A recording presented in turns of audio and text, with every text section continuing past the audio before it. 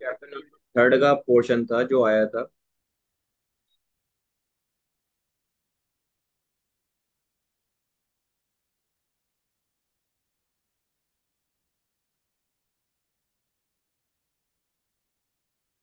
मैं आपको जो बातें अब बताऊंगा, 11th क्लास में आपने काइनेमेटिक पढ़ा था।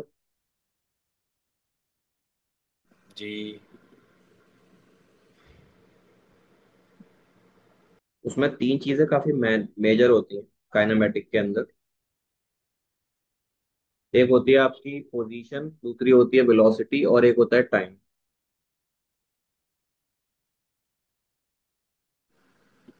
पोजीशन बेसिकली आपकी डिस्टेंस या डिस्प्लेसमेंट को हम यहाँ पर रेफर करते हैं। The second is velocity, and the third important thing is time. अगर मैं यहाँ पर एनालॉजी करूँ, ये हमने काइनेमेटिक के अंदर जो पढ़ा था, अगर मैं इसकी एनालॉजी करता हूँ, एनालॉजी का मेरा मतलब है पोजीशन को आप एक्स से दिखाते हो, वेलोसिटी को वी से दिखाते हो, और टाइम को टी से दिखाते हो। तो करंट इलेक्ट्रिसिटी में जो पोजीशन होता है, उसी की जैसी एक टर्म होती है यहाँ पर क्यू, जिसको हम चार्ज बोलते हैं। वेलोसिटी की जैसी ही एक टर्म होती है जिसको हम करंट बोलते हैं, जो कि फ्लो करता है। तो ये होता है आपका करंट। और टाइम के जैसी एक टर्म होती है जिसको आप टाइम ही बोलते हो, और टाइम को टाइम से ही दिखाते हैं। तो अगर आपसे ग्राफ की मैं बात करूं, कि एक ग्राफ आपके सामने मैं बना देता हूं यहाँ पर ऐसे करके। उस ग्राफ की एक एक्सिस पर टाइम है, यानी टी है, और एक एक्सिस पर आपकी पोजीशन है, यानी कि एक्स। तो अगर मैं इन दोनों के बीच का एक ग्राफ बनाता हूं ऐसे करके, तो उसको आप लिखते कैसे हो? आप लिखते हो स्लोप, पोजीशन टाइम ग्राफ। जो कि होता है पोजीशन अपॉन टाइम, जो आपको किस चीज की इंफॉर्मेशन देता है? वेलोसिटी की। मीन्स ये क्या इंफॉर्मेशन देगा? ये वेलोसिटी के बारे में बताएगा। बिल्कुल सेम तरीके से अगर आप एक ग्राफ बनाओ और एक साइड चार्ज रख दो और एक साइड टाइम रख दो, तो इस ग्राफ का जो स्लोप होगा वो आपको किस चीज की इंफॉर्मेशन देगा? लिख लीजिएगा, slope is equal to charge upon time.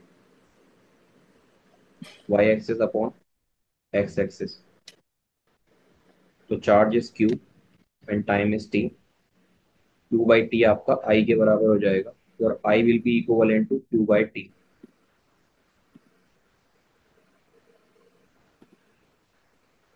और ये आपकी वेलोसिटी है जो कि एक्स अपॉन टी के बराबर होती है। तो ये एनालॉजी समझ में आई आपके? जी।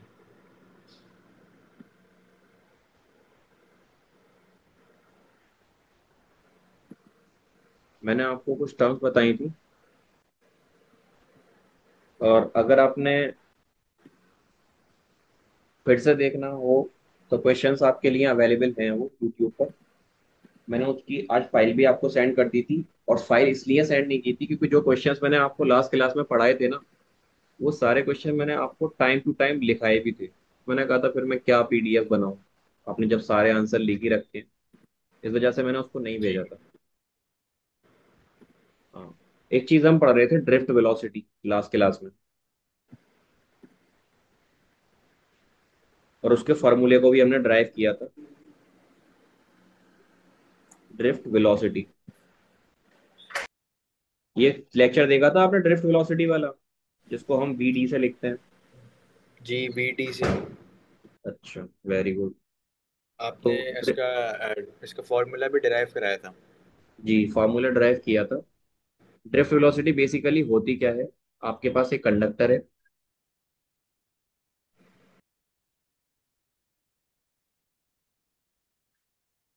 इस कंडक्टर में कुछ इलेक्ट्रॉन्स अरेंज है।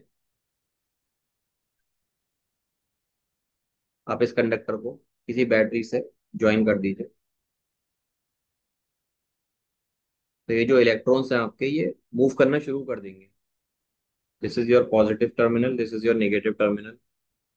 तो जो इलेक्ट्रॉन होते हैं वो किधर की तरफ मूव करते हैं? वो हमेशा नेगेटिव टर्मिनल की तरफ जाएंगे। और इनके अपोजिट डायरेक्शन में आपका करंट फ्लो होता है। जो करंट फ्लो होगा, यानी कि आई, उसकी डायरेक्शन इसके अपोजिट होगी, इस तरीके से। तो करंट आपका, अरे मैंने उल्टा बना दिया। करंट ऐसे जाएगा, ऐसे। तो करंट का एरो घुमा दीजिए आप। करंट पॉजिटिव से निकलेगा। जी, करंट का एरो घुमा दीजिए। करंट का एरो इधर की तरफ होगा, और इलेक्ट्रॉन्स जो आएंगे आपके वो पॉजिटिव की तरफ आएंगे, तो उनका एरो इधर की तरफ होगा। तो ये रेड एरो, जिस वेलोसिटी से आपके इलेक्ट्रॉन मूव करते हैं खिसक खिसक कर, उसी को हम बोलते हैं ड्रिफ्ट वेलोसिटी, और उसको किससे दिखाते हैं? वीडी से। वीडी से। ठीक है। इसमें हमने एक चीज और समझी थी, वो है टाउ। टाउ जो होता है आपका, ये होती है आपकी ड्रिफ्ट वेलोसिटी।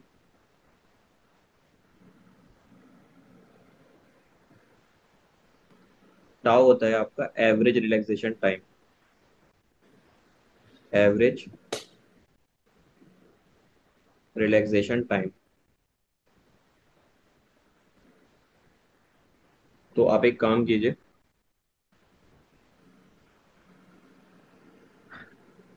हेडिंग डालिएगा, ये हमने लिखा नहीं था उस टाइम पर। रिलैक्सेशन टाइम क्या होता है?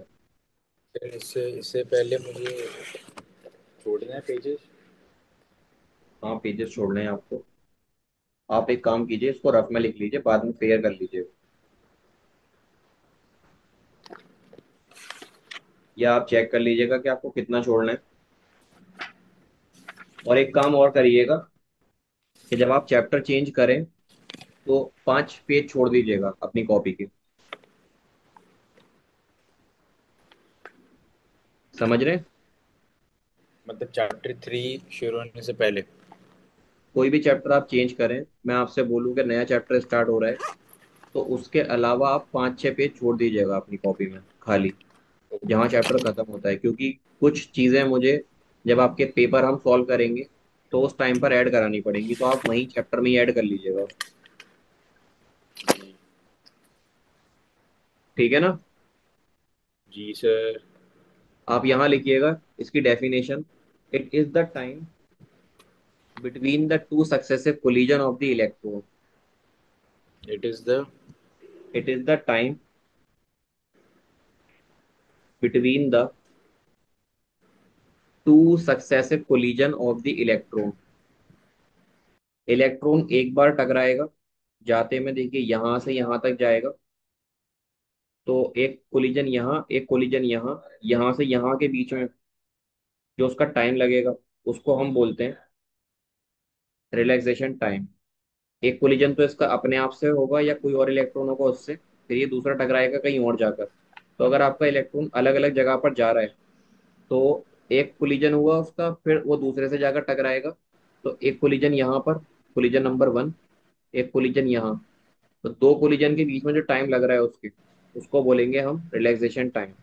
So it is the time between the two successive collision of the electron in a conductor after applying electric field.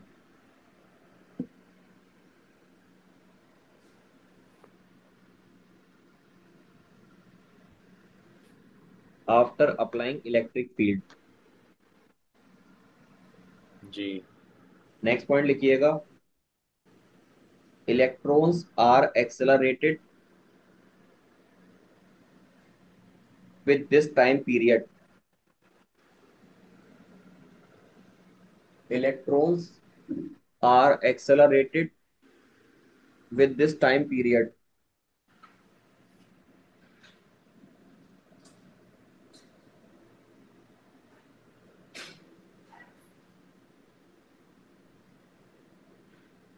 लिखा। जी। तो मैंने आपको यहाँ से ड्रिफ्ट वेलोसिटी का फॉर्मूला एक क्रिएट करके लिखाया था। जो आपकी वीडी होगी वो बराबर होगी electron epsilon tau upon M.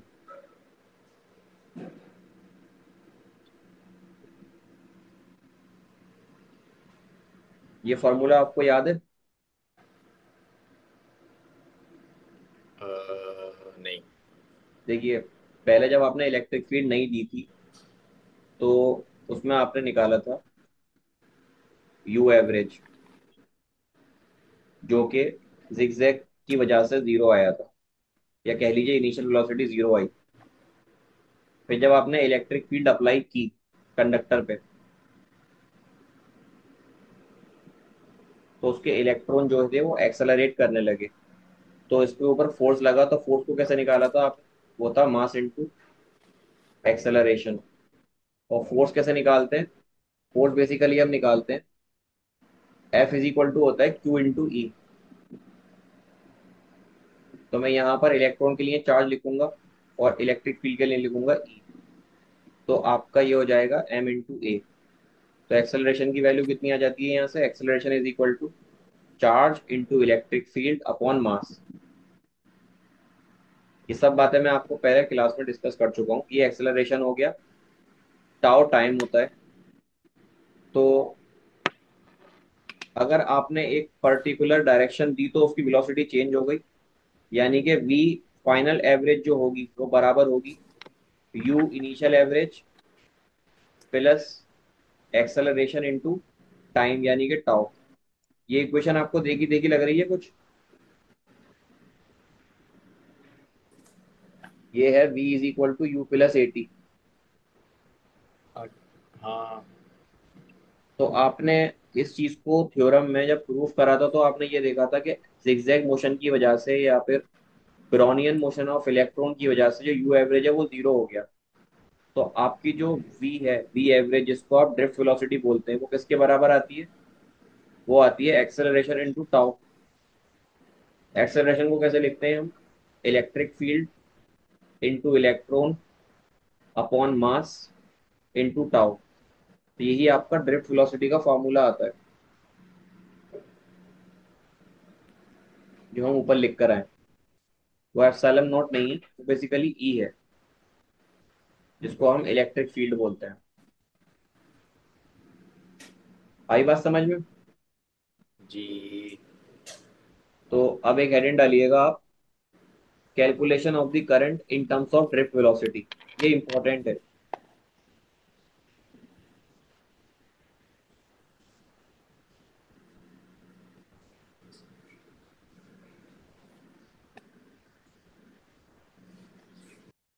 Calculation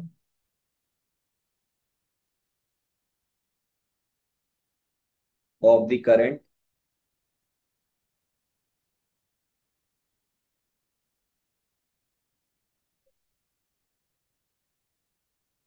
in terms of drift velocity.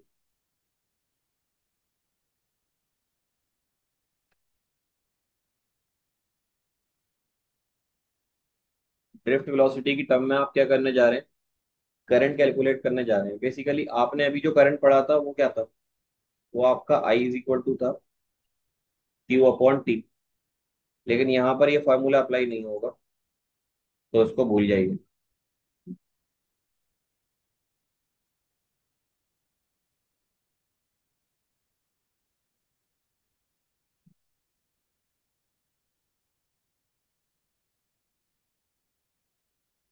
लिखा हेडिंग? जी। ठीक है। आप एक कंडक्टर बनाइए।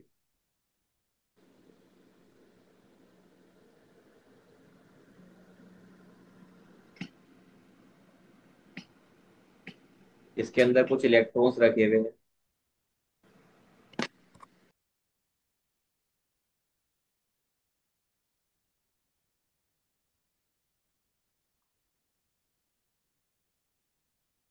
और इसका ये क्रॉस सेक्शन एरिया है कंडक्टर का आपके, जिसको हम कैपिटल ए से दिखाते हैं।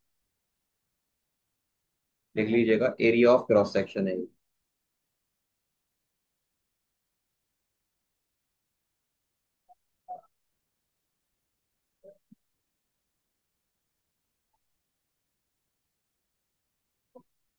एक मिनट रुक जाइए, मैं जरा इसको चार्जिंग पे लगा।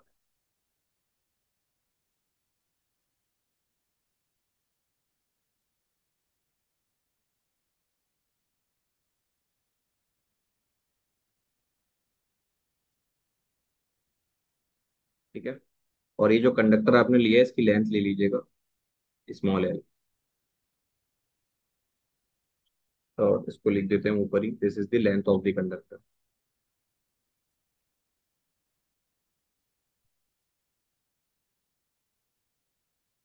अब आपको पता है, आप यहाँ लिखिएगा, लेट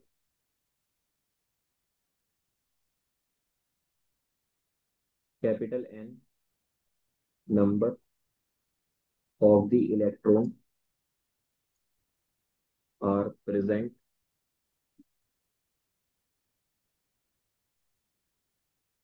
ऑन द कंडक्टर।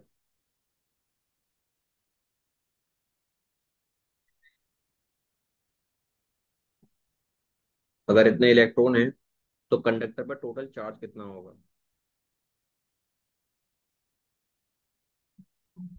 क्या होता है टोटल चार्ज का formula? Total charge n e. On the conductor. Sir Q equal to n e वाला। जी जी जी, वो होता है total charge Q is equal to number of electron into electron का चार्ज कितना है। ठीक है। अब पता है इस चीज को क्या बोलते हैं? Q is equal to n, को हम बोलते हैं क्वांटाइजेशन ऑफ चार्ज। आपने फर्स्ट चैप्टर में पढ़ा होगा इसको, this is called quantization of charge. ठीक है। अब ये आ गया आपके पास जी। Total charge. यहाँ से आप एक चीज अज्यूम कीजिएगा कि जो ये आपके पास टोटल है ना, यहाँ पर हम चार्ज डेंसिटी कैलकुलेट करेंगे। तो जो हमारा अगला टारगेट है वो है चार्ज डेंसिटी कैलकुलेट करना। Charge density. Charge density basically क्या है कि कितना charge, number of electron per unit volume कितने हैं। अगर मैं इसका एक छोटा सा हिस्सा लेता हूँ तो डेंसिटी हम लेते ही इसलिए कि आप पूरे कंडक्टर के किसी भी पार्ट की आप अगर स्टडी कर रहे हैं, मान लो मैं सिर्फ इतने हिस्से की स्टडी कर रहा हूँ, तो इस हिस्से का मुझे वॉल्यूम पता होना चाहिए। तो चार्ज डेंसिटी जो होती है आपकी, उसको आप दिखाते हैं स्मॉल एन से। और ये होती किसके बराबर है? Small n is equal to number of electrons per unit volume. एक यूनिट वॉल्यूम के लिए कितने आपके नंबर ऑफ इलेक्ट्रॉन्स हैं।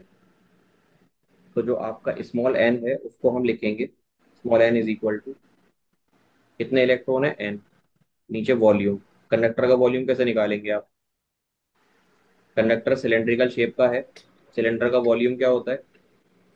सिलेंडर अगर आपका ऐसे रखा हुआ है तो इसका वॉल्यूम आपको निकालना है, तो इसका बेस एरिया लेते हैं और उसकी हाइट लेते हैं, जो कि वॉल्यूम दे देती है, यानी एरिया इंटू हाइट। इस केस में आपके पास एरिया की जगह तो ए है, लेकिन हाइट की जगह लेंथ है। तो आपके स्मॉल एन की वैल्यू कितनी आ गई? This is an upon A L. Clear है इतनी बात? जी।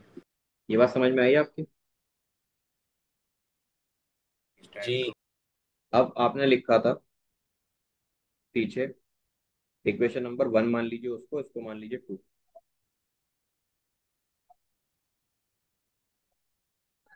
This is your equation number 1।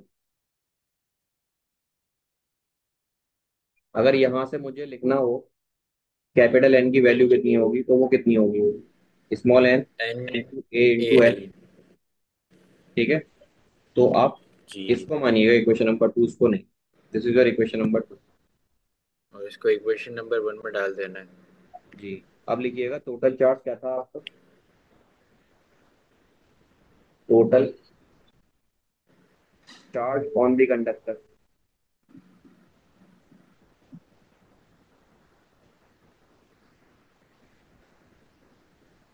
जो कि है कैपिटल क्यू। इसको आपने लिखा एन इंटू ई। तो नीचे लिख लीजिए total charge is equal to N into E. अब यहाँ पर जो टोटल चार्ज क्यू है उसको मैं क्या लिख सकता हूँ, एन की जगह small n into A into L into ई। तो क्यू की वैल्यू कितनी आ गई, एन ए एल ई। इसको मान लीजिएगा equation number third. This is your equation number third. Clear है। जी। अब अगर एक इलेक्ट्रॉन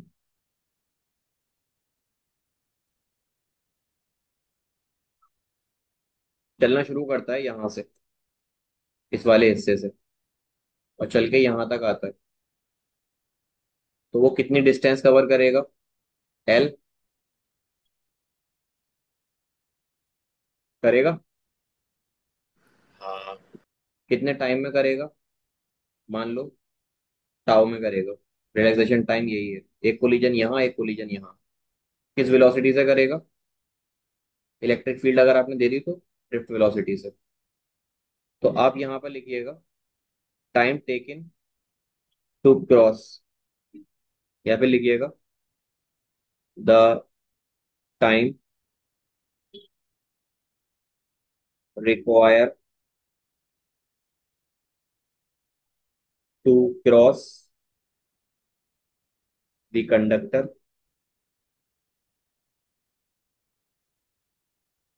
बाय एन इलेक्ट्रॉन। क्या आएगा वो, उसको लिख लीजिए आप। टाइम इज इक्वल टू होती है डिस्टेंस अपॉन स्पीड, यही होती है। जी। तो टाइम को क्या लिखते हैं आप, टाइम को आप लिख लीजिए टाउ।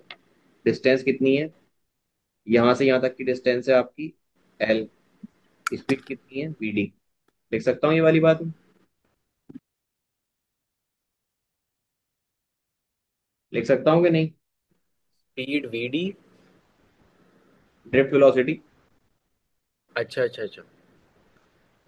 लिख सकता हूँ। हाँ, लिख सकते हैं। ठीक है। अब मुझे बताइए, जो आपने इसको मान लो इक्वेशन नंबर फोर। मुझे ये बताइए करंट निकालने का फार्मूला क्या होता है।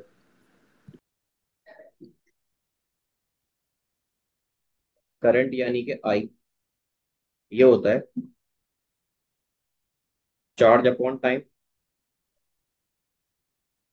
जी। तो आई को मैं लिख दूंगा आई, चार्ज को लिखूंगा कैपिटल क्यू और टाइम को लिखूंगा टाउ। अब आप मुझे बताते रहिएगा क्यू की वैल्यू क्या है।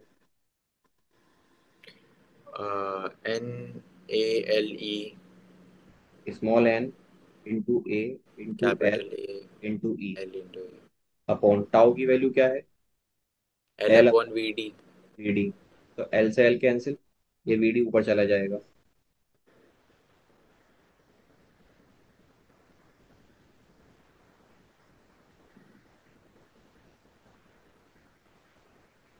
तो यहाँ से जो आपका करंट है वो आ जाएगा N A we D into E, यही आएगा। जी। इसको याद करने के लिए बहुत सारे बच्चे भूल जाते हैं, तो आप ऐसे लिख लीजिएगा n A we d e. ये कुछ कुछ नवेद करके पढ़ा जा रहा है, किसी दोस्त का नाम है नवेद, नहीं। तो फिर याद कर लीजिएगा जी। कि जो आई होता है n A we d e करके होता है, इसमें चार फैक्टर होते हैं। वेयर जो स्मॉल एन है ये क्या है, ये है आपका number of electron per unit volume. क्या है? Number number of electrons electrons per unit volume.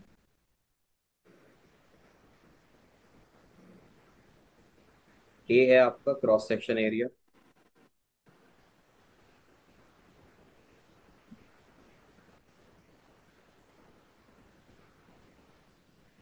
We D drift velocity है।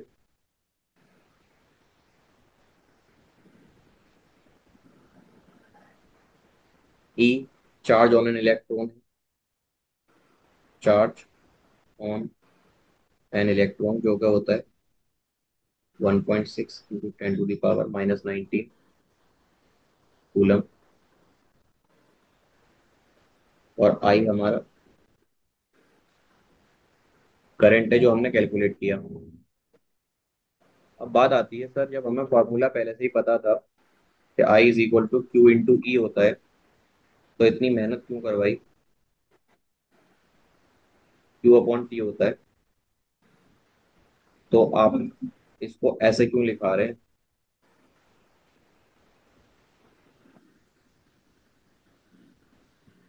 देखिए यहाँ पर जितनी भी आपने टर्म्स लिए हैं ना, वो सारी मॉलिक्यूल के या कंडक्टर के अंदर की प्रॉपर्टीज के बारे में बात करती हैं। ये electron per unit volume area drift velocity अंदर के इलेक्ट्रॉन, ये इलेक्ट्रॉन।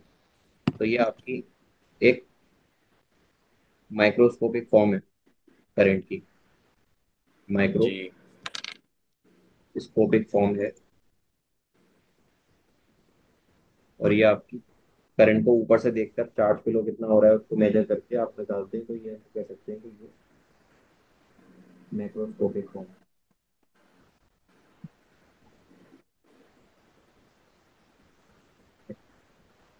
ठीक है। जी सर।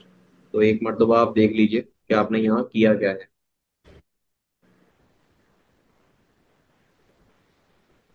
यहाँ से आपका डेरिवेशन स्टार्ट हुआ है।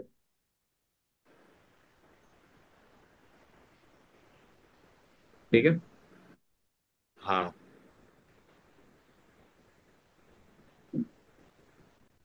चले आगे। सर, वैसे ये यूएवी क्या था? Initial average. कहाँ पर? यू एवरेज ये तब था जब आपने इलेक्ट्रिक फील्ड प्रोवाइड नहीं की थी, नॉर्मली ये कंडक्टर रखा हुआ था। तो उस टाइम अच्छा। पर भी तो जो इलेक्ट्रॉन उसके रेस्ट में नहीं होते वो कंटिन्यूअसली मूव करते रहते कंडक्टर के। लेकिन उसकी अपनी जी। वेलोसिटी कितनी होगी वो कैसे निकालेंगे? उसको हम बोलते हैं एवरेज वेलोसिटी। एवरेज वेलोसिटी निकालने के लिए आप सारे इलेक्ट्रॉन की वेलोसिटीज को सम करते हैं। सम करने के बाद आप देखते हैं कि एक ऐसे जा रहा है तो एक ऐसे जा रहा होगा, और वो दोनों एक दूसरे को कैंसिल कर देते हैं। तो आप अगर एवरेज वेलोसिटी निकालते हैं zigzag मोशन की वजह से, तो वो वेलोसिटी जीरो आती है। और अगर आप एक पोटेंशियल प्रोवाइड करेंगे या इलेक्ट्रिक फील्ड प्रोवाइड करेंगे, तो उनको एक स्ट्रेट पाथ मिल जाएगा, एक पर्टिकुलर डायरेक्शन मिल जाएगी। तो पाथ और डायरेक्शन मिलने की वजह से वो क्या करेंगे, वो सारे के सारे एक पर्टिकुलर डायरेक्शन में मूव करेंगे। जिससे क्या होगा कि वो एक दूसरे को कैंसिल आउट नहीं करेंगे। तो फिर उनकी अपनी कुछ ना कुछ वेलोसिटी हो जाएगी, और उसी वेलोसिटी को हम बोलते हैं एवरेज वेलोसिटी, जो कि जीरो नहीं होती। तो हम उसको कैलकुलेट करते हैं।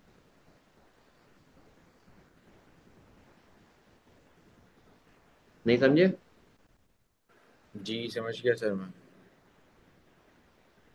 ठीक है।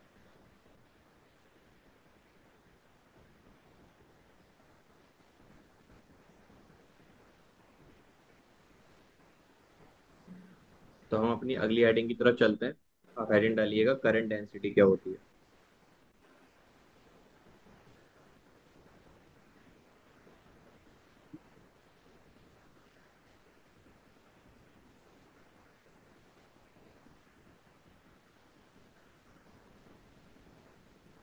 करंट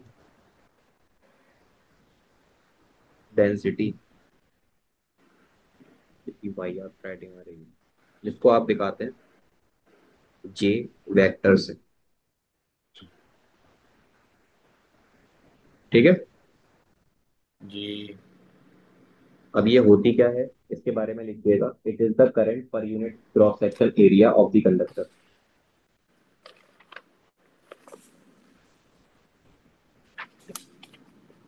एक कोई जी कंडक्टर सर। है आपके, it is the current per unit cross section area of the conductor. ये आपके कंडक्टर का क्रॉस सेक्शन एरिया है, इसको आप कैपिटल ए से लिखेंगे। इसमें से कुछ ना कुछ करंट पास हो रहा है, वो लिख लीजिए आई। तो कितना करंट पास हो रहा है कितने एरिया से, इसी को बोलते हैं करंट डेंसिटी, जो कि होती है जे वेक्टर इज इक्वल टू आई, जो करंट पास हुआ, अपॉन एरिया। अब आपने पीछे फॉर्मूला लिखा था, आई इज इक्वल टू होता है n A we d e. तो आप उसकी जगह यहाँ पुट कर दीजिए, आई की जगह ये वैल्यू पुट कर दीजिए। तो ये हो जाएगा N A we d e, upon में भी एरिया है, एरिया से एरिया कट जाएगा। तो जो आपका करंट डेंसिटी का फॉर्मूला आएगा यहाँ से वो कितना आएगा, वो आएगा एन वी डी, ए नहीं आएगा उसमें, ए से ए कट जाएगा,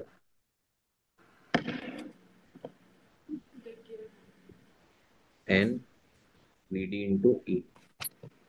यह आपका करंट डेंसिटी का फॉर्मूला है। आई जी। बात समझ में। जी सर। अब यहाँ पर दो चीजें ध्यान रखिएगा आप। अगर आपके पास लिखा हुआ है जे वेक्टर ऐसे करके, तो ये बराबर होगा आई अपॉन ए वेक्टर। तो ये इसकी वेक्टर फॉर्म कहलाती है।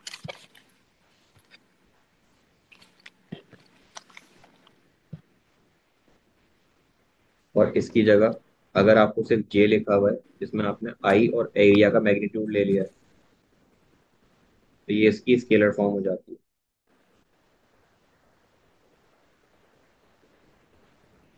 समझ रहे हैं बात को। हाँ जी। और ऐसे बुक में ऐसे ना लिखकर आपको ये ऐसे भी लिखा हुआ दिखेगा कि J vector is equals to N E into V D. तो आप ऐसे चाहे ऐसे लिख लीजिएगा, चाहे ऐसे लिख लीजिएगा, कोई दिक्कत नहीं। आ रही है बात समझ में। हाँ जी। अब देखिए यहाँ जो करंट है वो एक स्केलर क्वांटिटी है। जो करंट है वो एक स्केलर क्वांटिटी है। इसका मतलब जो एरिया आपने लिया है वो वेक्टर क्वांटिटी होगा। क्यों होगा, क्योंकि आपने लिखा जे एक वेक्टर क्वांटिटी है आई अपॉन ए करके। तो अगर आपको यहाँ से करंट निकालना है तो वो हो जाएगा current density dot product area vector. तो यहाँ से आपका करंट भी आ जाएगा। समझ रहे हैं। जी सर। एरिया वेक्टर कैसा होता है, एरिया वेक्टर अगर एरिया ऐसे है आपका, ये एरिया है, तो एरिया वेक्टर इसके हमेशा नॉर्मल होता है ऐसे करके। This is your area vector, always perpendicular to surface of the cross section. तो यहाँ पर जो ये आई है ये आपका करंट है, जे आपका करंट डेंसिटी है,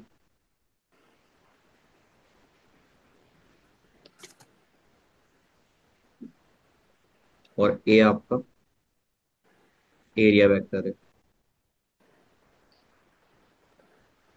तो ये फॉर्मूलों को ही हम मॉडिफाई करते रहेंगे आगे चलने पर। ठीक है।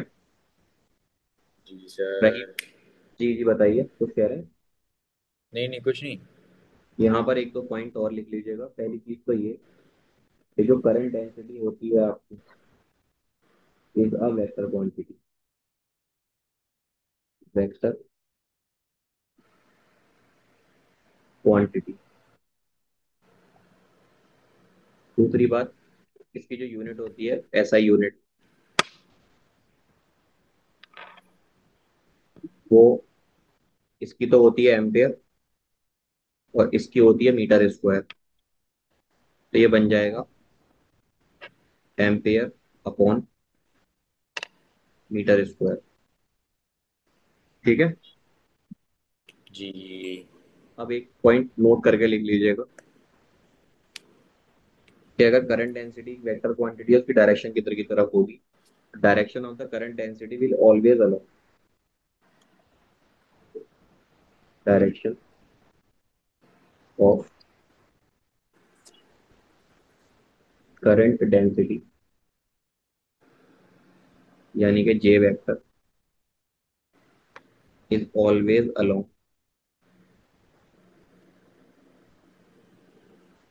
With the